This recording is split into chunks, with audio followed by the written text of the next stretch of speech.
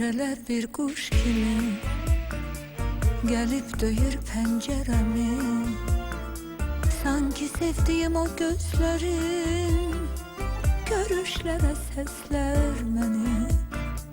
Xatirələr bir quş kimi gəlib döyür pəncərəmi. Sanki sevdiyim o gözlərin görüşlərə səslər məni.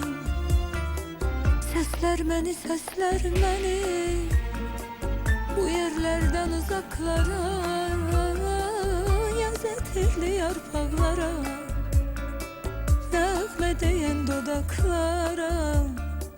Səslər məni, səslər məni, bu yerlərdən uzaqlara, yaz ətirli yarpaqlara, nəğmə deyən dodaqlara. Apar məni, yapar məni sevgi dolu sahillere. Apar məni, yapar məni o günlərə, o yerlərə. Apar məni, yapar məni sevgi dolu sahillere. Apar məni, yapar məni o günlərə, o yerlərə. Apar məni.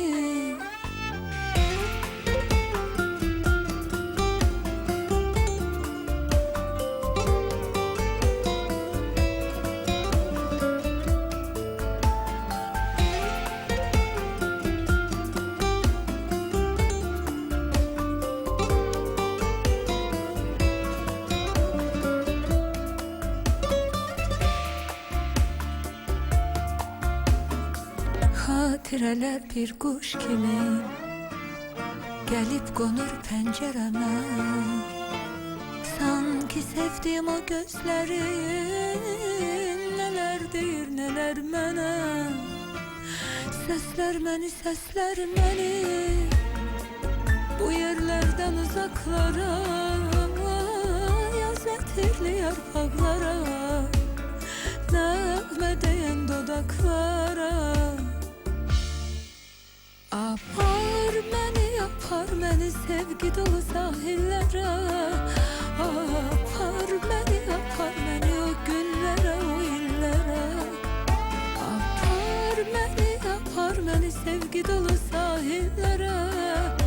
Apar məni, yapar məni o günlərə, o illərə.